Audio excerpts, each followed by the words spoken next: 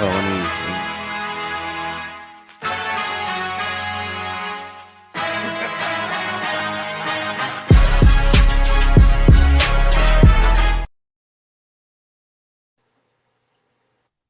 Yes, sir. Yes, sir. Yes, sir. You already know who it is. You know what time it is, too. It's Sunday night, and it's time to effing pod, baby. I've been waiting for this podcast all week long to be back in the building with the bros, and you know what time it is. It's the most lit podcast out there on the podcast verse.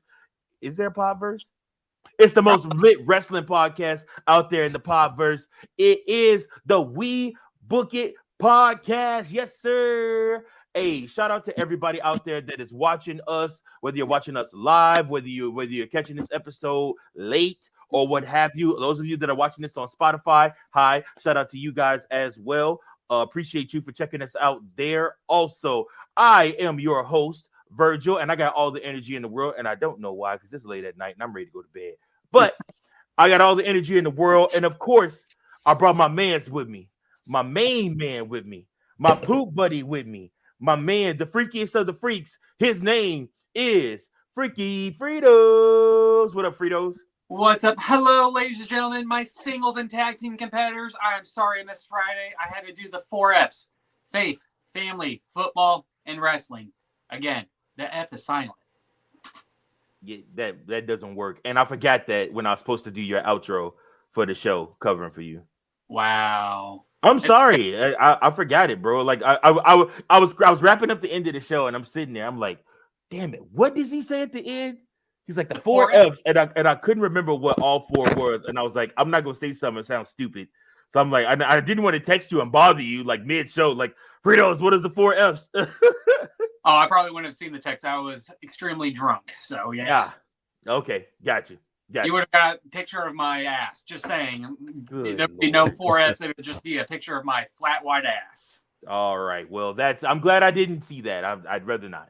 Now, and of course, I got my brother from another mother, my guy. He is holding down the AEW podcast. He is your host on Wednesday nights, and the first to produce outside of Fritos, the host and producer of the AEW podcast review on Wednesday nights, the Dynamite Show. He is also ladies love Cool Claude, aka Big Daddy. I prefer Professor Love.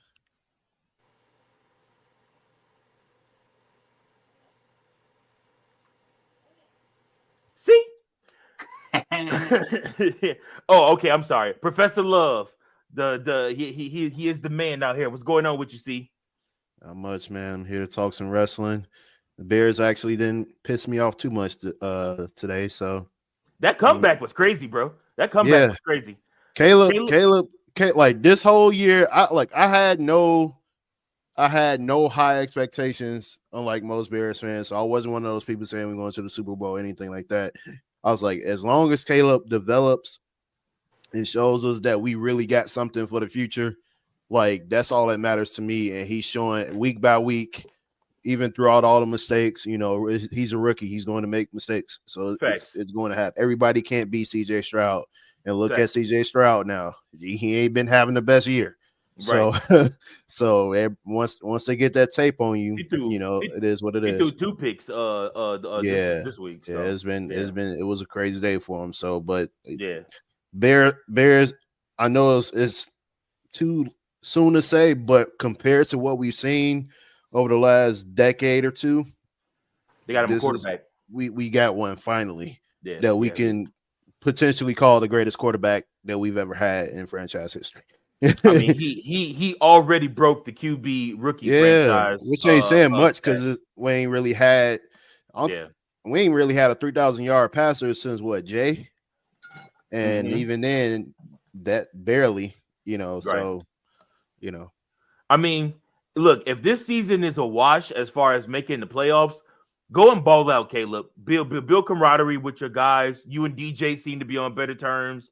You and Rome have always been good since day one. Yeah. I really don't know what they're going to do with Keenan Allen, but I mean, outside of that, man, like I said, go ball out, break all the records this year. whatever. Just go have fun. Go have fun. Hey. Who cares? They playing with house money. They ain't got Nothing to lose now. Hey, play strong, lose the games. Yeah.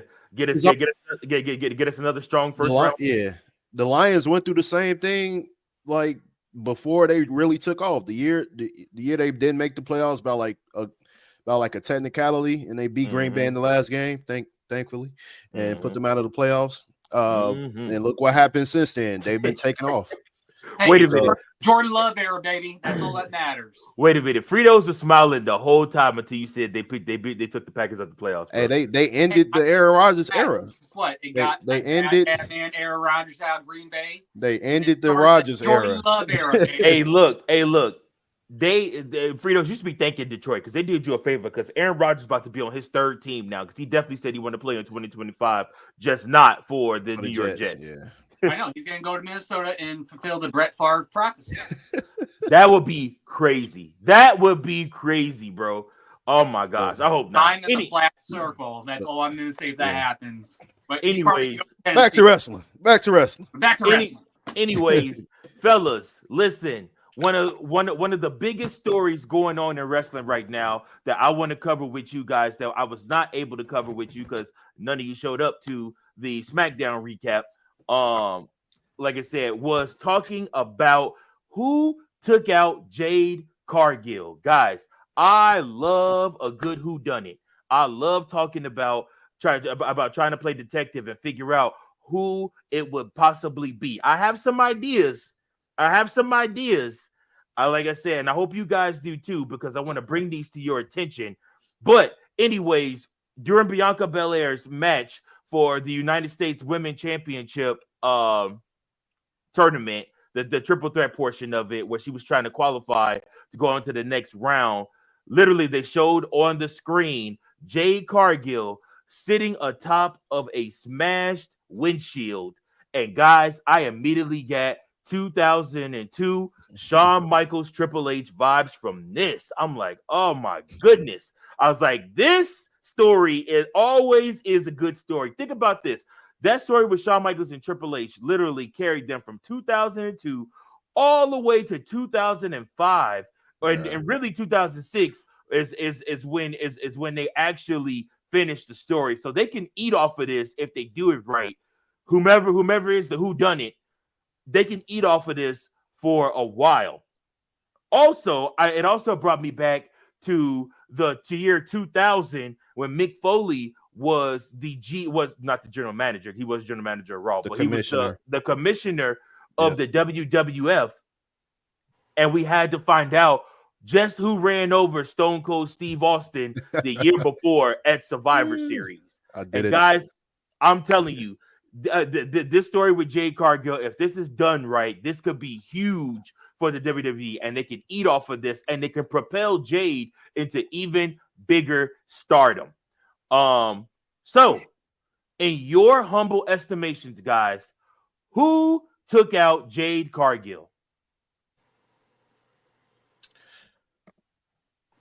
For me, I think it was Bianca, but after seeing that link that Frito sent in the chat with Naomi making the little face or whatever, I was like, they might do a swerve. They might make us think it's Bianca, but it might be somebody else. So I feel like we're going to be having to speculate for a long time about who really did it, because one can say Bailey, one can say Bianca, one can say Naomi. Like a lot of people have had heelish tendencies, and had they run as a heels competitor, Naomi included. But I think for this one, in terms of the storyline itself and how well it will work a lot better with Bianca, considering the fact you got power versus power. Both women can cut a promo like some of the best, in wrestling when it comes to the women. I think it'll sell like money wise. Like, in the long run, I think Bianca will be the one like that is going to be revealed that did it. Obviously, it makes sense because she's the tag team partner, and she's pretty much going to take the Triple H or Shawn Michaels route, because really both of them had a tendency of turning on their partners. So so I think it's Bianca, but I would not be surprised if they roll with Naomi, just to swerve, make a big swerve to the fans. What about you, Fritos? Who do you get? I think they're going to reveal it during Survivor Series. I mean, that'd be the only way to continue the storyline. Just play out and be the next big feud going into Rumble and Mania season. I think the writing on the wall is Bayley, just because Bianca just still does not trust Bayley at this moment. But with everything I've been seeing on all the social media, I truly do believe it's Naomi. Just the fact that Bianca and Jade have gold, and she's been the fastest rising star since signing with WWE. It would make sense. She's been going after several titles and just hasn't been able to, finish it out to become women's champion or any of that. So to me, it makes sense. She's frustrated. She's upset. Nothing's really going her way in her singles run. So you might as well take your frustration out on Jade. Plus, that kind of would build up Jade more eventually when they do take the tag titles off. Instead of doing a dirty breakup or anything like that with Bianca and Jade, it could be a clean breakup between them for tag, but then start Jade's single run with Naomi, someone that's got a big name in the company and would help build her up to eventually the Bianca versus Jade match. And probably, I'm assuming WrestleMania 42 or 43, however long they're going to build it up for. If they're going to build up Roman and Rock for a while, they're going to do the same thing with Bianca and Jade. Good points. Good points for both of you. I don't disagree with either one of you. I want to take a page out of our Olympic Heroes book when they tried to pin him being the one that ran down Stone Cold Steve Austin. He said, what we have to think about here, folks, is motive. Who had the motive to run down Stone Cold Steve Austin? And who had the motive to beat up and take out Jade Cargill? And it could potentially be somebody that it may not even be in the WWE right now, or somebody that might be returning. It could be, a Raquel Rodriguez or a Liv Morgan, maybe that saw her as a threat. But my money would be on one Naomi, and I would say Naomi, and not because of the look or whatnot. I would say Naomi because you got to look at the motives. Before Jade debuted, who was primarily kicking it with Bianca Belair? Who was teaming with Bianca Belair? It was Naomi. She was the one that had just made her return from TNA Wrestling and from being Trinity to being Naomi back and having everybody feel the glow again. And literally, she came back, and as soon as Jade came and Jade and Bianca started working together, it was almost like Naomi got pushed to the side. It was almost like everybody forgot about Naomi. It was almost like everybody thought Naomi just didn't matter anymore. And so when you look at it like that. So she was Michelle from Destiny's Child, basically. Yes, okay. Absolutely. Or put in a little simple term, she was Woody in Toy Story, the first one. Got thrown away when Buzz. Absolutely. I don't want to play with you anymore. Yeah, no, absolutely. Wild. Absolutely. Wild. Yeah, no, that's literally what she's went through and what she's experienced. So when you look at it like that, it makes sense that she would take out a Jade because she doesn't want her to get more gold. She doesn't want her to be more successful. But I would not be upset if somebody new that was debuting or somebody that we didn't know was signed took her out. What if there was like let's say somebody like maybe a Lash Legend, and this is how you make a name for yourself by taking out Jade Cargill. They wanted those women's tag team championships from her and Bianca Belair. And of course, if it's none of them, then it's got to be Bayley because Bayley just a hater, like I said, and she wants to turn heel again. So, and they need her to turn heel again. So my hope is that it was either one or the two that we've listed. Again, I love a good whodunit. Again, guys, everybody that's listening, if you believe it was somebody else or you have another conspiracy theory, because everybody loves a good conspiracy theory, let us know in the comments below. Comment below who you think took out Jade Cargill, and then hashtag it who took out Jade. We want you guys below to interact with us here. And of course, we may read some of those on the next episode of SmackDown Review next week. So, moving on from there, guys, guess what? It's time for another throwback moment with Big Daddy C.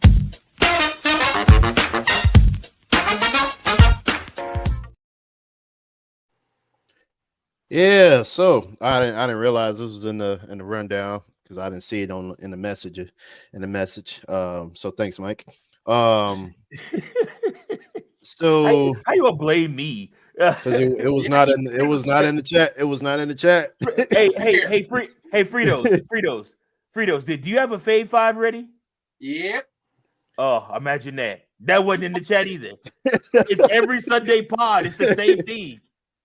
All right, man. All right, so I'm just throwing one up off the fly since we're talking about betraying people. Let's talk about what was it? 20 trying to think. Whichever year was, I forgot. You guys refresh my memory. So basically when Roman had to step away due to his leukemia coming back, it was a Monday Night Raw episode. Essentially the Shield was back together, and it was pretty much Seth Rollins and Dean. They had reunited as a tag team, and so they went after the tag team championships. I believe it was against the Miz Taraj. I believe that's who they beat. Correct me if I'm wrong. It's been such a long time since then. But so basically it was a main event, and after this match, I don't think anyone expected them to win. But the fact that they won on a night that Roman stepped away, it was a huge pop. And then all of a sudden, just out of nowhere, Dean Ambrose turns heel, his dirty deeds on Seth Rollins, and pretty much like made the entire arena go silent. And everybody's like, what is happening right now? Like on this night, Roman steps away and you basically turn on one of your comrades. And it was wild because it was almost like pretty much a revenge move in a way, because I feel like Dean never forgave Seth for breaking up the Shield back in 2012, 2013. And so I feel like that moment right there, and Dean and Seth had been having issues like prior to that. Like it was a lot of like animosity going on between the two. He wasn't sure if he could trust Dean and all this other stuff. Dean was having his mental breakdown. He's the lunatic friend, so it makes a lot of sense. But the fact that it culminated in that moment on the night that Roman was stepping away, it was all that added to the heat that he eventually would get. He beat the hell out of Seth that night, and they end up losing the tag team championships. Well, Seth lost it by himself because he obviously had no partner. But that night was a crazy night and one of the wildest endings to a Raw I've seen in quite some time. Well, you usually don't see a betrayal after a team wins tag team gold. So that was probably the first time and only time that's happened, at least to my recollection. So that is my throwback moment of the week.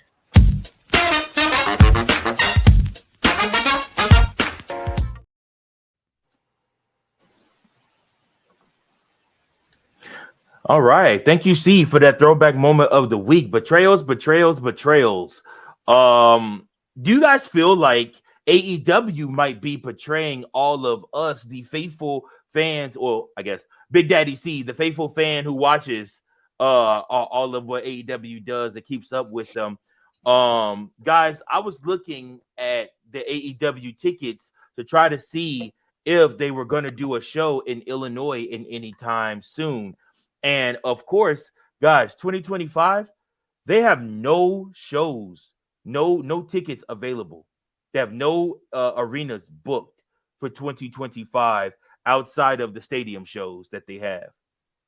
So this has led to a wide array of speculation that AEW might be moving in two different directions. The first direction is they might go the TNA model, which is maybe make Daly's place the homestead, and they tape and record there every week.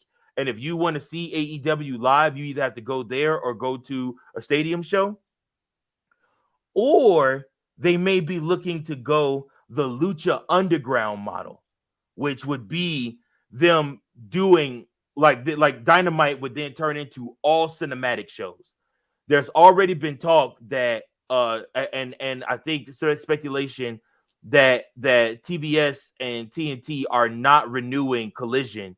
Collision will be done at the end of this year. They're going to wipe the slate clean with Collision and remove that show off of television. They may end up trying to get another show on network television. There was some talk about them potentially having an option with Fox. But yes, there is talk of AEW potentially moving to the TNA model at like using a sound stage and basically having people who go to Disney World or people that go to Disneyland or people that just love wrestling come out there and watch and buy tickets, or moving to a Lucha Underground model where literally the show itself will be cinematic except for the stadium shows. I really don't know how I feel about this. I think it might be good for them because when you look at the dynamics of their TV, it just looks bad when you're in a 10,000, 15,000 seat in arena and you can only put 2,000 people in that arena. You got to dim all the lights and turn all the lights off, and you can't have your lasers and lights and stuff like that shine. But like I said, if you pull the TNA model and do, a 300 person room, it like I said, the sound will sound better, the fans will sound better. I mean, literally, I don't know if you guys caught this or not, but on the last episode of AEW Dynamite, Moxley was out there giving the promo of his life. And you literally heard a guy clearly, as clear as day say, "Go back to Roman." Like that's got to be demoralizing. Like I said, for you when you're out there trying to cut an amazing promo and just you just the fans aren't there. They aren't showing up to the arenas. That's tough.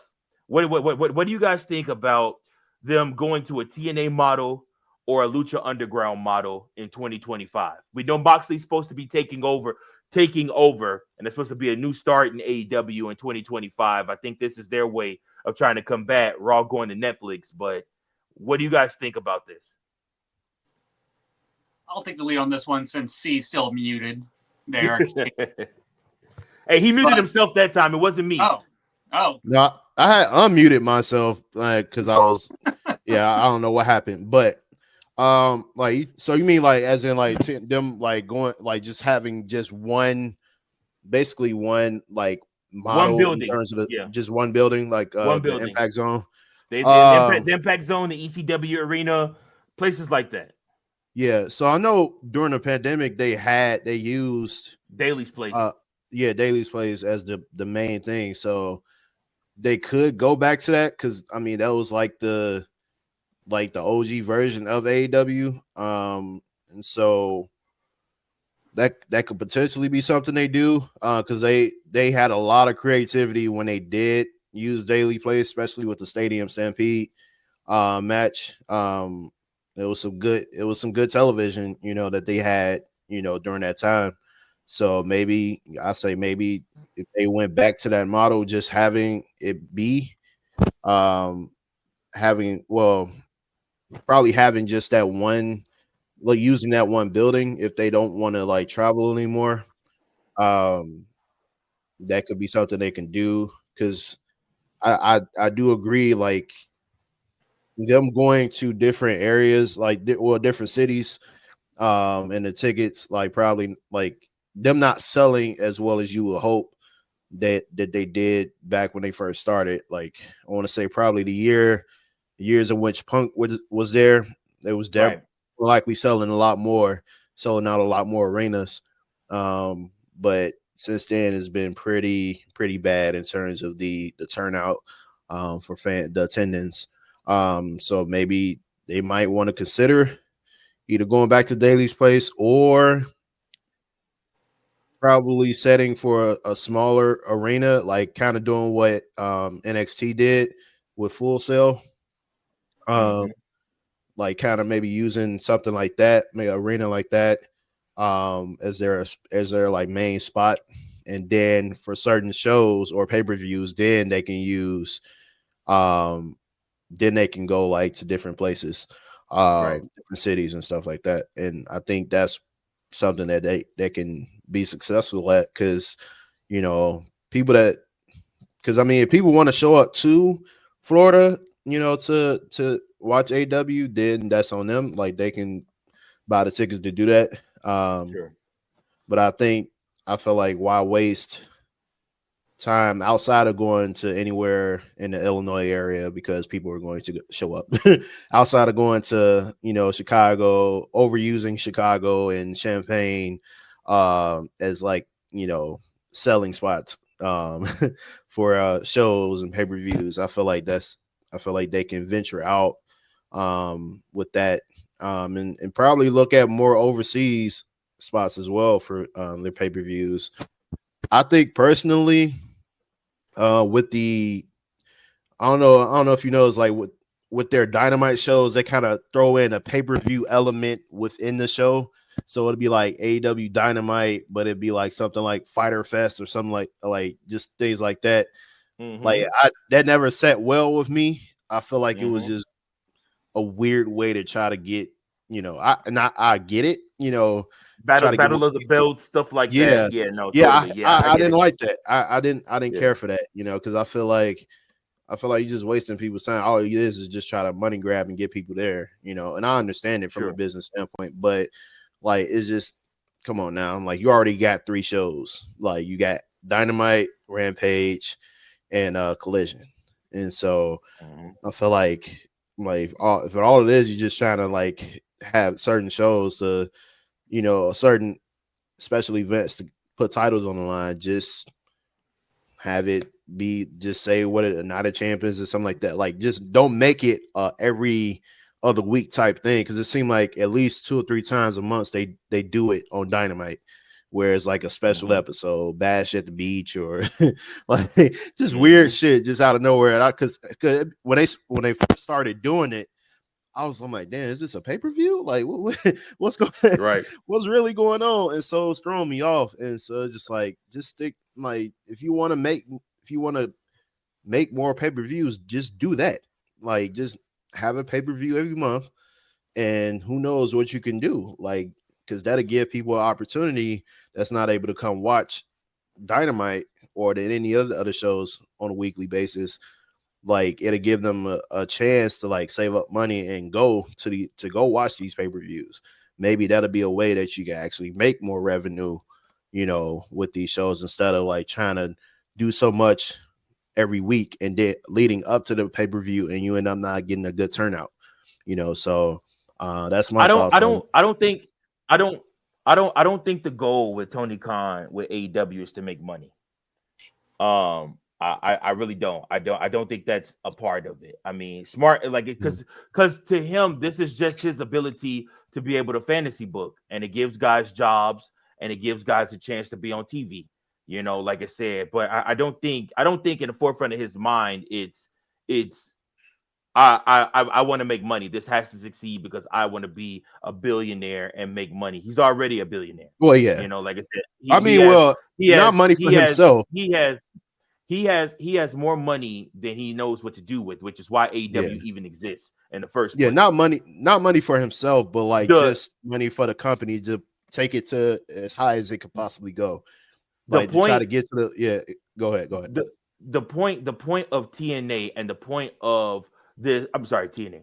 The point of AEW and the point of them switching what they're doing is to try to keep these TV deals so that the ratings don't drastically keep dropping. So this is why you're looking at potentially moving to doing the soundstage show or doing cinematic, making it into a cinematic show, because like I said, it's not working with it just being a regular show taped like WWE. It just isn't working for them. So they have to figure out another model how to do this and how they can be successful. Because again, like I said, I mean, this is what we have to do. This is what they have to do, and they have to make some decisions. I want to get Frito in on this. Fritos, what do you think? All right, I'll go with the collision thing. So if they don't renew their deal, I can see them potentially just do the Netflix thing like Raw. And since they got that Max deal or HBO Max, whatever it is, coming up in 2025, I can see them maybe just stream it strictly on Max instead of, just watching the very next day on there. And honestly, I think it's a smart move. If they do either the TNA or NXT style where it's at one location, and then if they do a pay-per-view, they travel somewhere. The Lucha Underground where it's cinematic, I'm not for sure. I mean, they're starting to do a lot more cinematic promo video works like MJF and the rest of the stars. I don't know how that I would feel with that. Because let's just face it, they need to do something to change it up. They're losing money based on ticket sales. Us as fans on all social media makes fun of their seating. How many, they only sold 2,000, and on the hard cam side, there's no one there. You go to a WWE show, and that hard cam side's filled, basically, except for certain spots for the camera and crew and all that. But that side's filled. So they've got to do something different. I think they should do the TNA, NXT, just have one set location. Just fill the seats up, do however you have to do, and just put out good product. That's the thing. Tony's got that fantasy booking thing, and it's hurting a bit. Just for example, the ending of Full Gear, that was way overbooked. It was stupid, I thought. Just how literally all the big names are basically out there in the time span of 5 minutes. So they need to, figure the booking out. But I think if they simplify the show, just like during the COVID years, it would help them out a lot. And then guess what? 2026, 2027, if ratings are going up, you guys are starting making money with that, and people are just out of the line just trying to get tickets to see AEW. Then that's when you take it back on the road again. That's when you start doing daily shows, just almost like how NXT is now. Yeah, no, absolutely. I think you have to build that buzz back up. AEW lost a lot of buzz when they lost CM Punk. You guys have to remember, Turner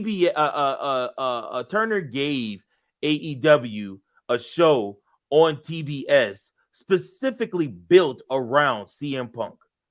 Losing CM Punk killed the momentum of AEW. That and MJF getting injured, as well as Adam Cole getting injured, because those were the feuds everybody was really invested in. Whatever CM Punk did, they were excited just for him to be there. Honestly, Cody left. I feel like it started going downhill. Which was crazy because AEW fans hated Cody. like they used to crap on Cody all the time when he was in AEW. Like, oh, he's too dramatic. Oh, he's trying to cut these dramatic promos. Oh, he has to have his wife and his dog and Arn Anderson walk him out to the ring. He's got this big, huge entourage. They used to make all types of fun of him. But as soon as his music hit at WrestleMania, literally, it was like it flipped a switch, and it was like an all brand new Cody. Mm-hmm. And the way he's been presented in WWE, fans are starting to tire on him a little bit right now, and they're actually getting upset with him because he isn't defending his championship at another pay-per-view as of today so far. I mean, like I said, I'm not going to watch the spoilers for SmackDown for next week, so we'll report on that when it happens next week. But I mean, yeah, no, I don't know. I don't know. I think that AEW has lost some of its luster, and people are kind of seeing it for what it is. It was great when every week there was a new person debuting, the lights would go out, or new music was hit, and stuff like that. It was great when Edge / Adam Copeland came. It was great when Daniel Bryan / Bryan Danielson came. It was great, when all these WWE guys are jumping over to AEW and stuff like that. But even the most hardcore AEW fans now are talking like the product is unbearable to watch. And they were some of the most faithful. So, which kudos to you, C, for watching AEW every week. Thank you for making the We Book It podcast what it is by doing what you do on Wednesday nights because it is unbearable. But then again, sometimes TNA could be unbearable too. So pat myself on the back. Thank you, Mike, for watching TNA on your jailbroke Fire Stick. So we love you, Virgil and Big Daddy C. But yeah, no, I mean, like I said, I think they have to figure something out. I would not be mad. Kill me for it if you want to. I would not be mad if AEW started doing a full cinematic show. I would not be mad about that because then you have guys like Chris Jericho that is believable because it's more like a movie. It's not like, like everybody knows that the Undertaker probably wasn't going to kick AJ Styles' ass in real life. Like I said, but in a cinematic match, the Boneyard match, anything goes, anything can happen, and it just creates a different type of excitement, a different type of buzz. If you, the listeners, are listening to this and you have never went and watched Lucha Underground, I believe it's still on Netflix. Go back and watch Lucha Underground, and then you'll see why I say, if done right, cinematic could open up a whole new layer for AEW. If done right. Again, that's asking a lot out of Tony Khan, and that's also asking them to hire actual writers because you have to write each show like it's a movie. So, like I said, I mean that's how Lucha Underground was written. Everything was cinematic, I mean, and again, you have to thank Lucha Underground because that's what people like Ricochet really made a name for himself. So like I said, I mean, it could do very well for them to build them up, and right now they look like WWE's little brother, and that's a problem. Like I said, because when they first came out, everybody was saying, "Oh no, where's better than WWE? Oh no, this is greater than WWE. Oh no, they're going to take WWE out." And literally now it's like, WWE's the strongest it's ever been. So I don't know, guys. But I want to have some fun now. I want to stop ragging on AEW, and I want to have some fun with this next topic. You guys ready for this one? Ooh.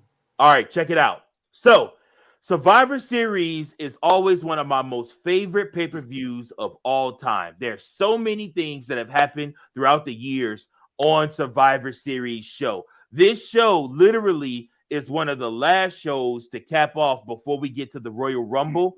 And for me, it has always been what's catapulted us really into the Royal Rumble, which builds us up for WrestleMania. So for me, I enjoy Survivor Series for the returns. I enjoy Survivor Series for the 5-on-5 matches. And recently, I enjoy Survivor Series for the War Games match. Now, if you guys were given teams by Triple H, you had to pick 5 guys to go to War Games for you of any era, of any time. Who are your 5 guys that you are going to use, and you get to manage them too. So you're in the holding cell with them. You're telling who to go out, when to go out. So it's got to be strategy behind this too. So who are your 5 guys that you're choosing to go to war with in War Games? I'm gonna go with you, Liv first, Fritos. All right. So when you sent the message out, I was extremely hungover and half-assed read it. So I made 2 lists where I was thinking I'm just the booker. I'm not Triple H. Triple H not giving me the keys to do it. So I made a Paul Heyman team and a Paul Bearer team, which I think is. Yes. But I'll skip those, even though it's 2 good lists. Let's hear them. If they're good lists, let's hear them. Don't hold them out. So for the Paul Heyman team, I've got Roman Reigns, CM Punk, RVD. Then I did 2 new mixes to it. I did Braun Breaker as a future Paul Heyman guy, and I did Jade Cargill because he's never managed a woman before, correct? Correct. So I think she'd be the first good one to introduce him into the women's division and be the manager. Dude, you mean to tell me that you're going into War Games and you're not going to put Big Show and Kurt Angle as Paul Heyman guys on your team? Only because Breaker, to me, he can replace Angle and the Brock Lesnar type. So that's why I did it. I mean, yeah, but Big Show, come on, man. That ECW Big Show was crazy. And the Big Show from 2002 at Survivor Series when Heyman turned on Brock the first time and he managed Big Show to the WWE Championship. Come on, man. All right. I'm with it. I'm with it. Okay. What's your Then next one?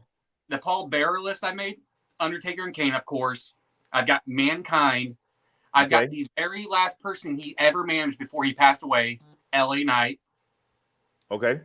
Then the other member, it's kind of tricky because it could go either or for me, but it's either Bray Wyatt as the Fiend or Uncle Howdy, just to keep it more, supernaturally with Kane and Undertaker. I think it'd be fun to see all that work out together. Okay. But for my main list, I'm the guy leading the pack. I did guys who I feel like can work well with me. Just listen to me. First one I got is the main man himself, Otis. Okay. Then I've got Dusty Rhodes, Okay. Stone Cold Steve Austin, Okay. LA Knight, Okay. and Punk. Okay. Team freaky ones. Mm-hmm. That's hilarious. Okay. What about you, C? Put together your list of the 5 guys. I ain't gonna lie to you. Like when you sent the message in the chat, my mind, and I didn't even look at the word guys. I just went just 5 people that Triple H would give you, and I was like, I'll make an all women's team, based on my favorites, and That's hilarious. they call them first team all ass, So I was gonna do that, but then now I was like, nah, I gotta pivot and Okay, wait a minute. Okay, wait a minute. First and foremost, who's on team all that first team all last? Okay, so first and foremost is going to be my future wife, Mrs. Jada Parker. She will be the first person for obvious reasons. Next up, we're going to have Bianca Belair for obvious reasons. Okay. Next up, we're going to have Mrs. Nikita Lyons for obvious reasons. Okay. And I would say after that, put Lash Legend on there, man.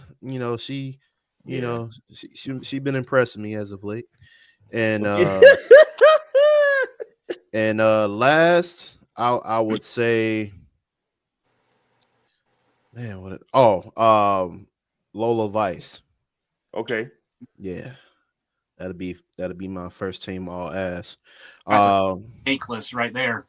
Man. Yeah. But for the guys, since for your regular list, since we using all legends, past, present, first up I gotta go with my boy Rocky. I gotta go with The Rock. Second, I'm gonna go Randy Orton. Because we need somebody that's deranged and delusional, not delusional, but deranged and he don't give a fuck. He's just gonna kick your ass and really try to end your career. So we need somebody like that on the team. He also had a 3-year run where he was the sole survivor for 3 years in a row in Survivor Series. So Survivor Series has been well to Randy. Yep. So we got The Rock. We got somebody that's we know what The Rock brings. We know what Orton brings. We need a powerhouse. So we gonna throw in Brock. Okay. Not just any Brock. 2002 Brock. Oh, young Brock. Okay. Young Brock. Young, athletic, fast as hell Brock. We need that the one. top of the ring post, Brock. I love it. Where he was actually doing moves just besides the suplex. Yes. That Brock Lesnar. And then I'm gonna have a tag team in there. We need a tag team. Okay. And I'm gonna go. This tag team obviously we need somebody that's not only extreme, but they really kick some ass too. So I'm gonna go with the Dudley Brothers. Okay. Yeah. So that'll be my 5. So we got somebody that can be the leader of the team in The Rock. The Rock. We got Orton, which is the deranged guy. We got the powerhouse in Brock, who can also be deranged.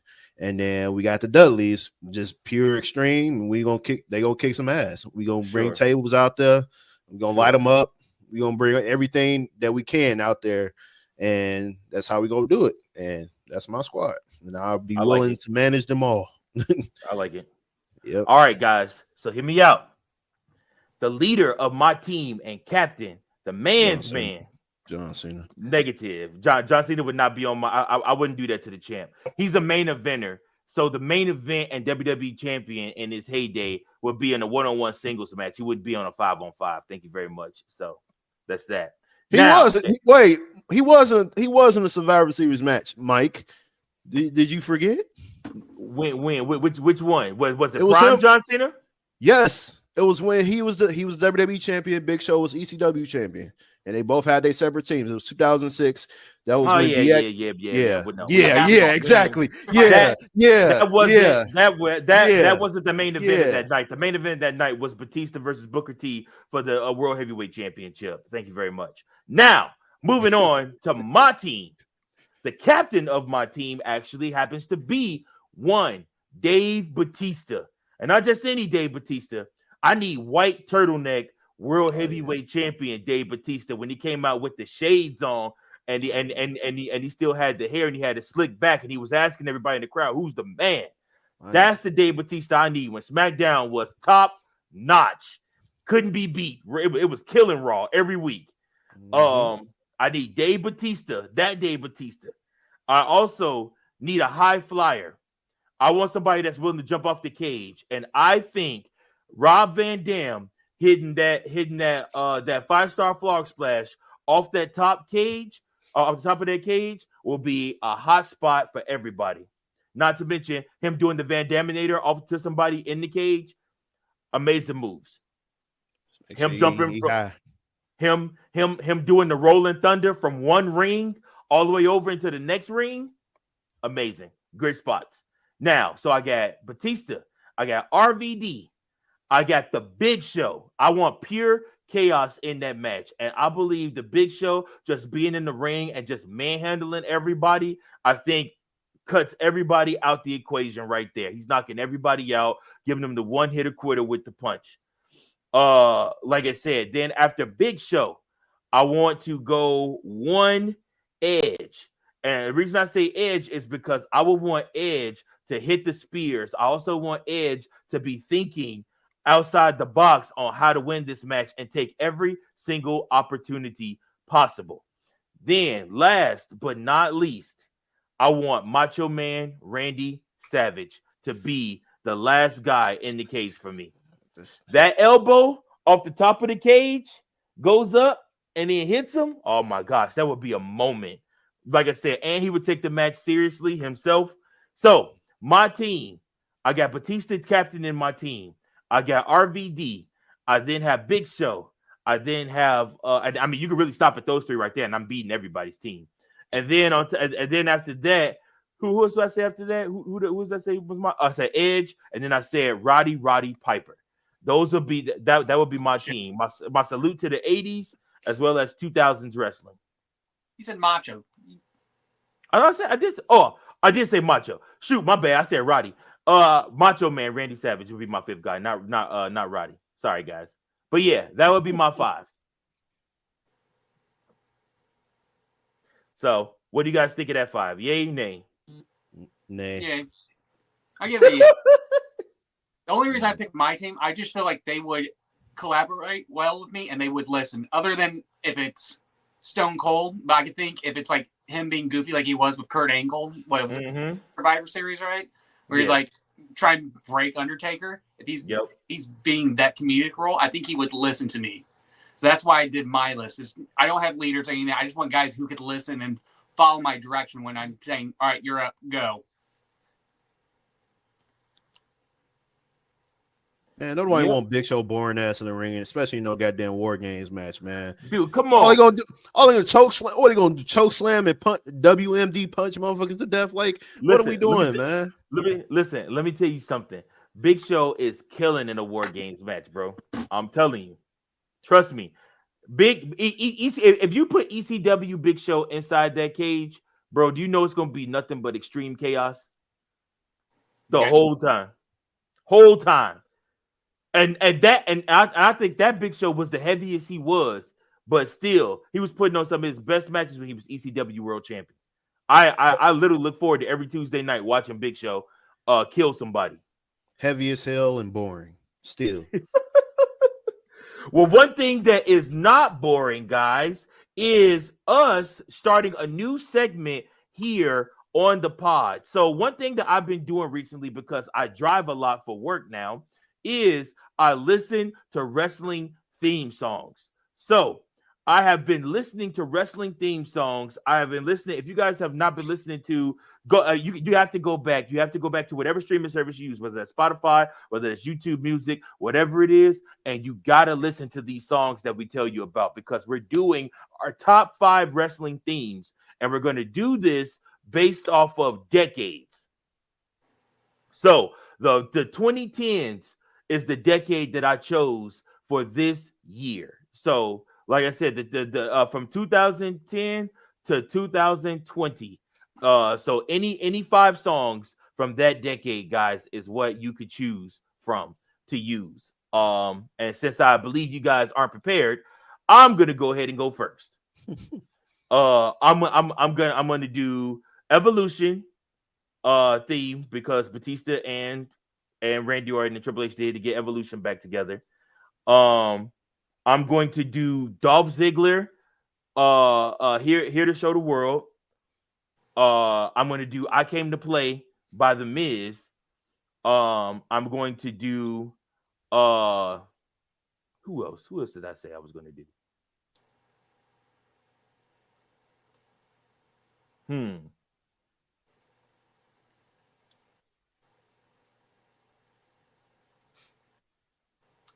You're really thinking there. Yes, I am. I am really trying to think. I guess I could do Cult of Personality. That works too. For 2010s. And then Daniel Bryan's theme. I guess will be my 5th and final theme for the 2010s. I would say mine's I'll start with Batista. I'll Walk Alone. Not the generic version Jim Johnston had out. Not that one. I need the I'll Walk Alone by what was it, Saliva? Yeah, I think it's Saliva. Yep. The group that put it out. Yeah. So I need that one.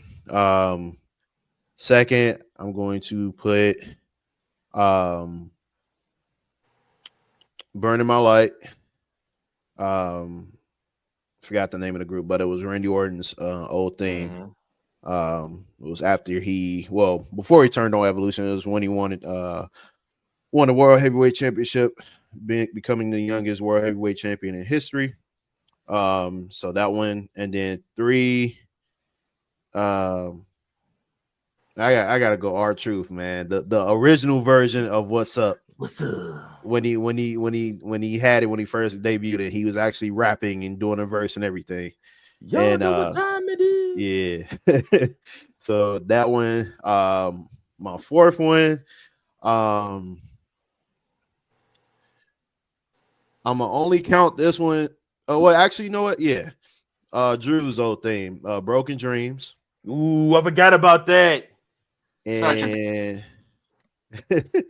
and last, since he actually did bring it back before he left the company again, No More Words.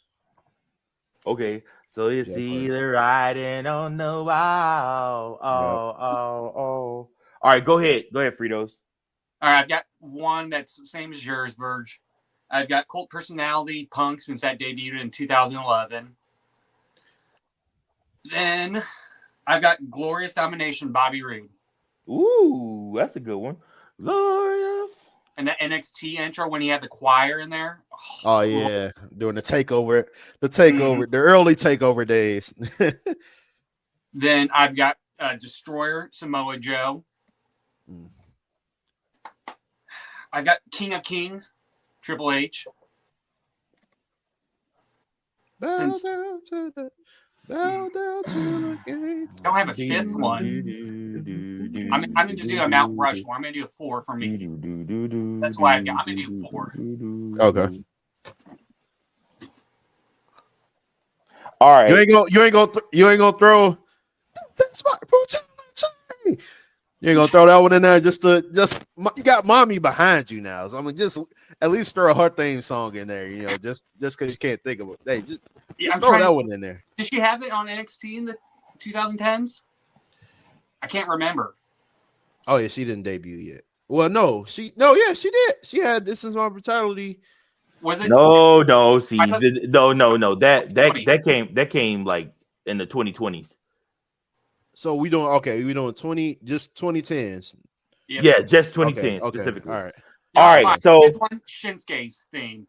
Okay, that's a good one. Yeah, that's a good. Wait. Which version? The one we had. One didn't. I think it didn't debut till after like 21, 22.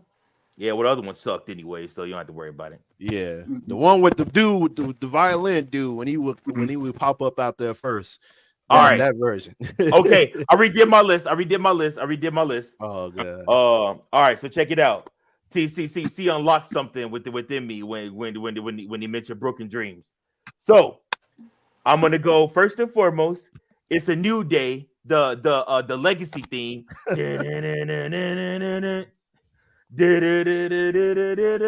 It's a new day. It's a new day. It's a new generation. Legacy vibes. Oh, yeah, Randy Orton. You said new day, and I'm like, all right. My mind instantly went to the new day. The new day. Yeah. No. That theme is ass. I cannot wait till they break up and it's over with for that theme. Yeah. All right. Next, after that, I got the Undisputed Era theme. Shock the system.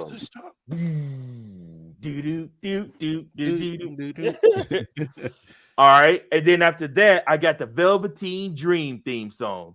Ooh, Velveteen Dream. Yeah. He was the ultimate Velveteen Dream fan, man. Bro, I love Velveteen Dream. I'm so mad, bro. He messed up me and him. Oh my gosh, it's crazy. And then I'm gonna go AJ Styles. They don't want none. Which question? Can you guys tell me who you think? Girl, shut the fuck up. My bad. What are you yelling at? Damn cat, she over here screaming and shit after me. Shut up. Feed the cat. Give the cat some milk. No, I got an automatic dispenser. He just got fed at 9:30. This man is wild. All right, cat's hungry. Okay. Can you guys tell me the AJ Styles theme song that he debuted with the WWE? Can you guys tell me who that was originally written for? No, I can't. Cowboy James Storm.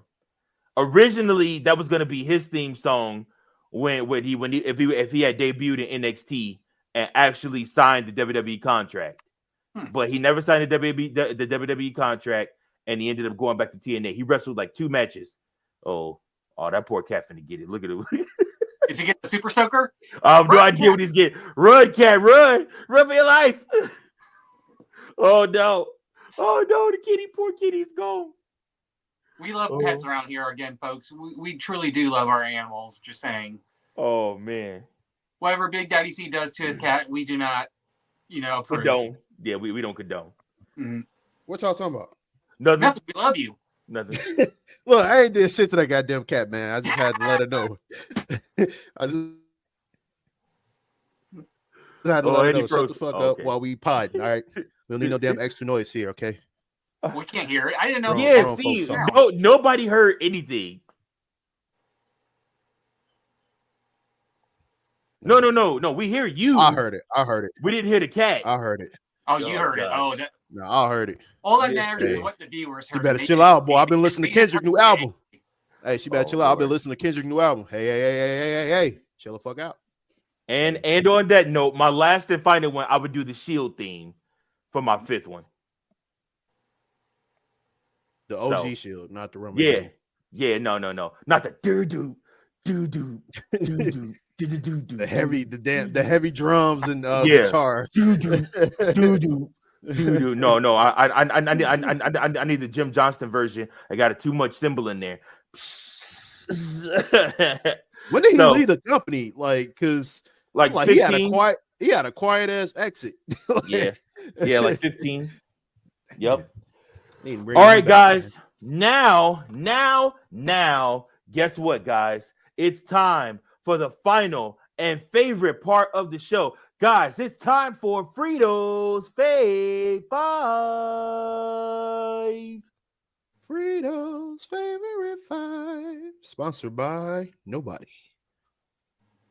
Virgil, you know what to do. Hit my music. Ooh, oh yeah. The big screen. Oh, thank you for me, please, good sir. Oh, even better. Oh, hi, Rita. Titties. I know you guys are gonna hate this, but I've got 2 honorable mentions. Oh, come on, Fritos. Nate, hear me out. First honorable mention, Big Justice and AJ. As much as I thought the match was going to be stupid and cliche, it might have been one of the better matches on Full Gear. I give them credit. Hopefully AEW, gives me a shout out. I'll be happy to put out a great match. The other person I have is Damian Priest for making Gunther look weak. A little bit more human. But now to the top 5. At number 5, I've got Bobby Lashley securing that win against Swerve Strickland. I believe the Hurt Syndicate is going to be one of the cornerstones for AEW and hopefully gets AEW on the right track. At number 4, I've got Mommy returning for being the 5th member. Well, who knows who the 5th member is since Jade's gone, but was supposed to be the 5th member for the Women's War Game match. At number 3, I've got Chelsea Green securing her spot and moving on next in the U.S. Women's title. I honestly believe she's your dark horse runner to be the first ever champion. She's done nothing but great work ever since returning. Just keep an eye on her. Sure. Number 2, I've got the Second City Saint himself, CM Punk, being the 5th member and helping Paul Heyman out and making a promise. It's interesting too because we all kind of assume Seth and it's going to add a little bit more flair. Is Paul going to return to Punk and leave Roman high and dry? What's Seth going to think about Punk joining Roman's team? Really love it.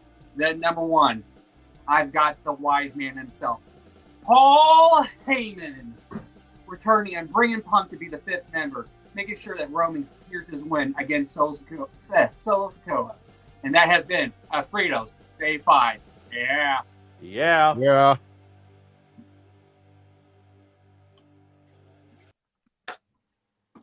All right. Thank you so much, Fritos, for that Fave 5. You brought a lot of energy tonight, man. Kind of proud of you. Thank you. Yeah, kind of proud of you.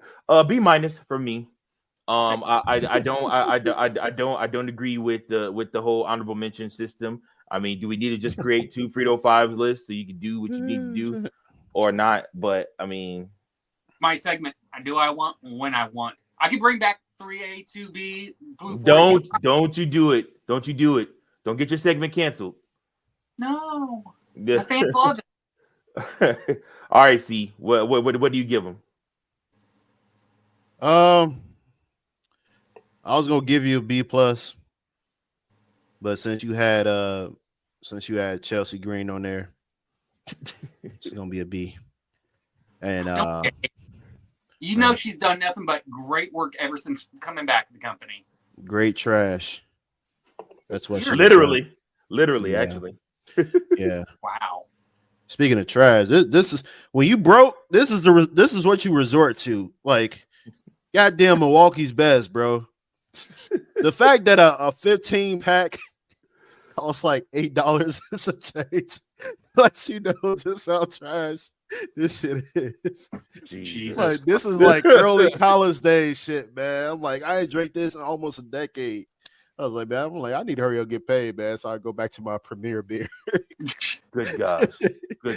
Well, guys, we hope that this was a premiere episode for you, that you enjoyed it, that you enjoyed all the laughs, all the chatter, all the talk. If you did enjoy it, join the conversation below. The We Book It Nation is growing. We need you guys to comment, subscribe below.